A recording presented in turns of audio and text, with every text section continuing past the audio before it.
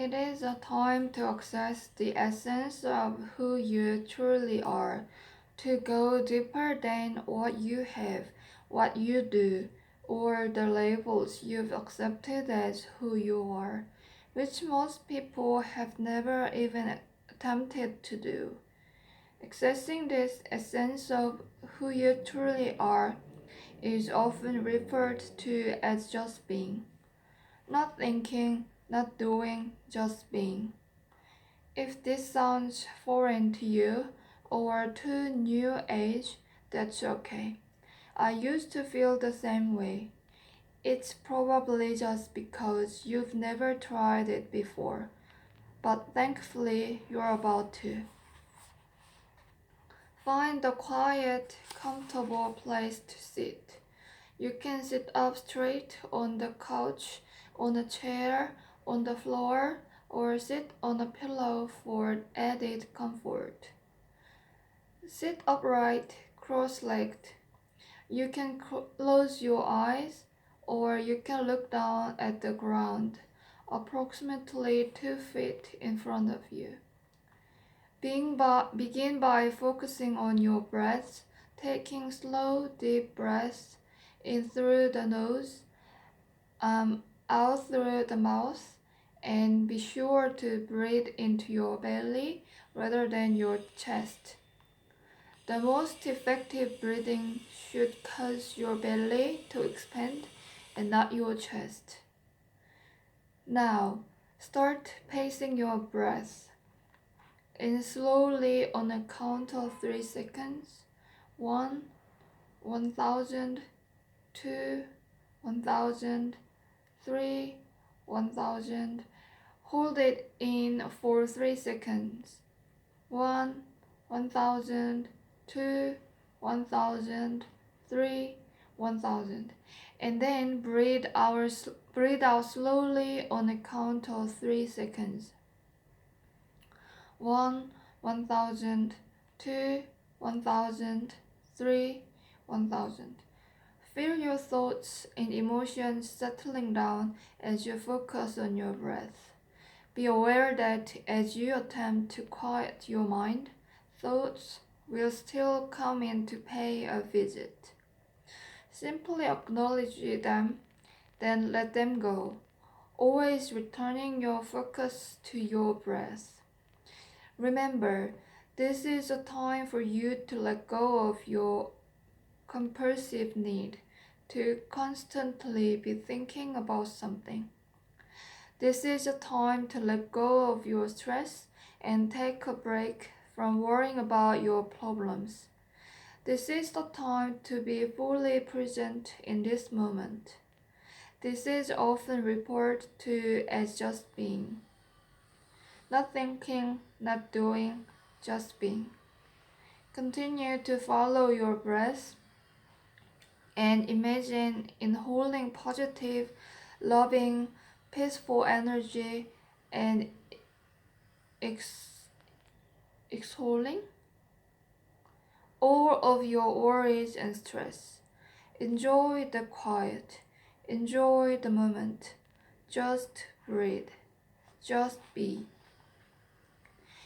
If you find that you have a constant influx of thoughts, it may be helpful for you to focus on a single word or a phrase and repeat it over and over again to yourself.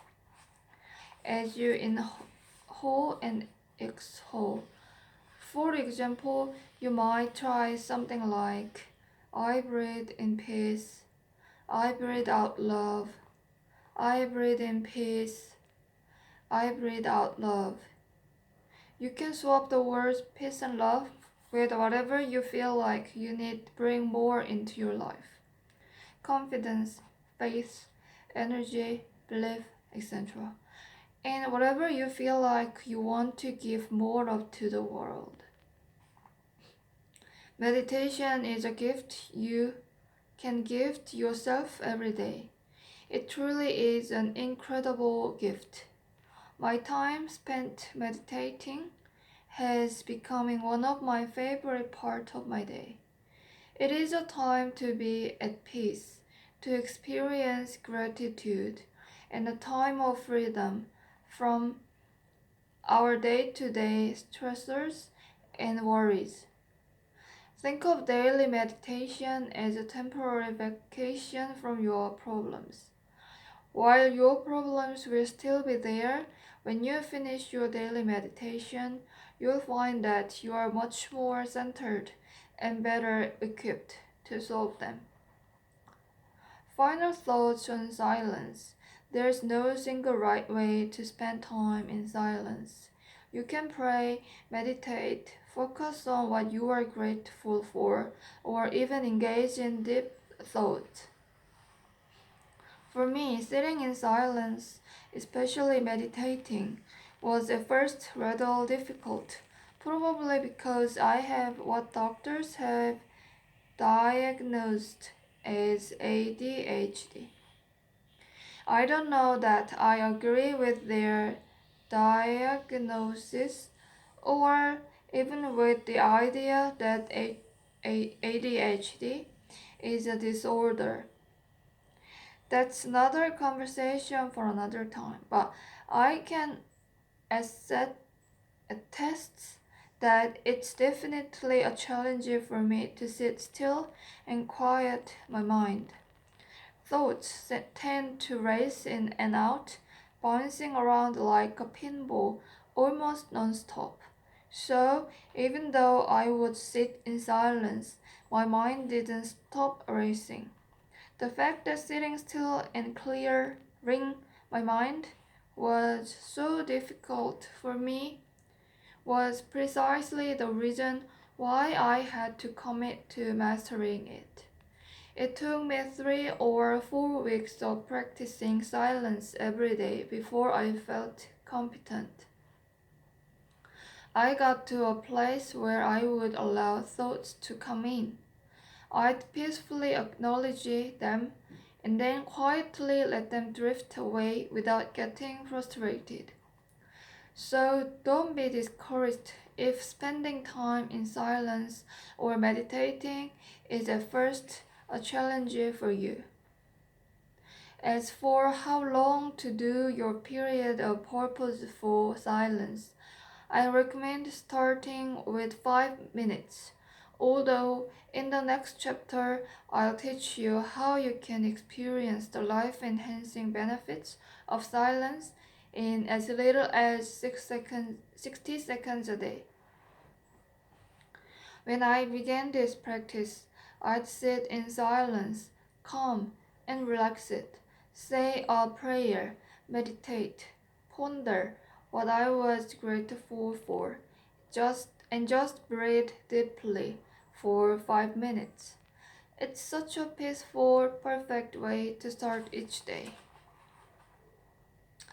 A is for affirmations. I am the greatest. Muhammad Ali affirmed these words over and over again, and then he became them.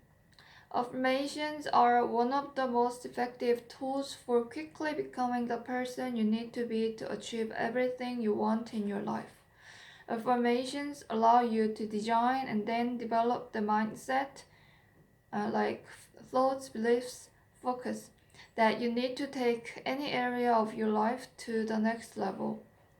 It is no coincidence that some of the most stressful people in our society have all been vocal about their belief that positive thinking and the use of affirmations has helped them on their journey to success and wealth.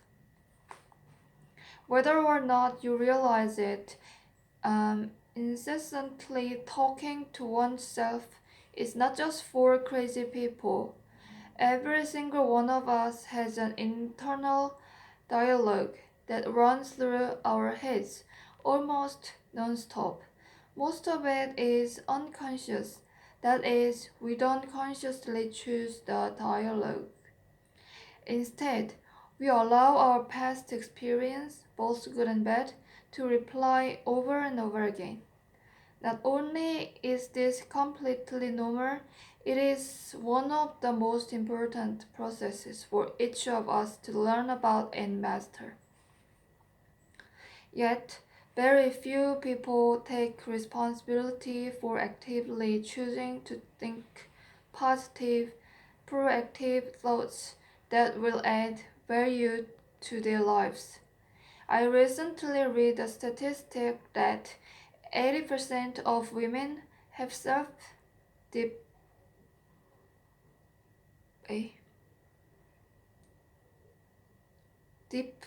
deprecating thoughts about themselves, body image, job performance, other people's opinion on them, etc. throughout the day. I'm sure that men do also, although it may be to a lesser extent. Your self-talk has dramatic influence on your level of success in every aspect of your life. Confidence, health, happiness, wealth, relationships, etc. Your affirmations are either working for or against you, depending on how you are using them. If you don't consciously design and choose your affirmations, you are susceptible to repeating and reliving the fears, insecurities, and limitations of your past. However, when you actively design and write out your affirmations to be in alignment with what you want to accomplish and who you need to be to accomplish it, and commit to repeating them daily, they immediately make an impression on your subconscious mind. Your affirmations go to work to transform the way you think and feel so you can overcome your limiting beliefs and behaviors and replace them with those you need to succeed. How affirmations changed my life. My first real life exposure to the power of affirmations came when I was living with one of my most successful friends, Matt Record. Nearly every day, I would hear Matt shouting from the shower in his bedroom. Thinking he was yelling for me, I would approach his bedroom door, only to find that he was shouting things like, I am in control of my destiny. I deserve to be a success. I am committed to doing everything I must do today to reach my goals and create the life of my dreams. What a weirdo, I thought.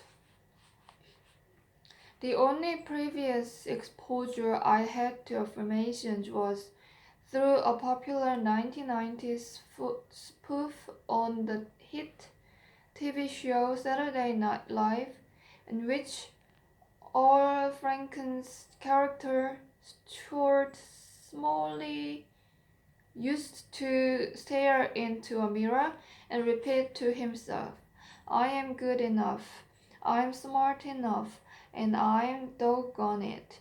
People like me. As a result, I always thought of affirmation as a joke. Matt knew better. As a student of Tony Robbins, Matt had been using affirmations and incantations for years to create extraordinary levels of success. Owning 5 homes and one of the top network engineers in the country, all by age 25. I should have figured Matt knew what he was doing. After all, I was the one renting a room in his house. Unfortunately, it took me a few more years to realize that affirmations were one of the most powerful tools for transforming your life. My initial first-hand experience using affirmations came when I read about them in Napoleon Hill's legendary book, Think and Grow Rich, which I highly recommend, by the way. Although I was skeptical that the repetition of affirmations was really going to make any measurable impact on my life, I thought I would give it a shot. If it worked for Matt, it might work for me. I chose to target the limiting belief I had developed after suffering significant brain damage in my car accident. I have a horrible memory.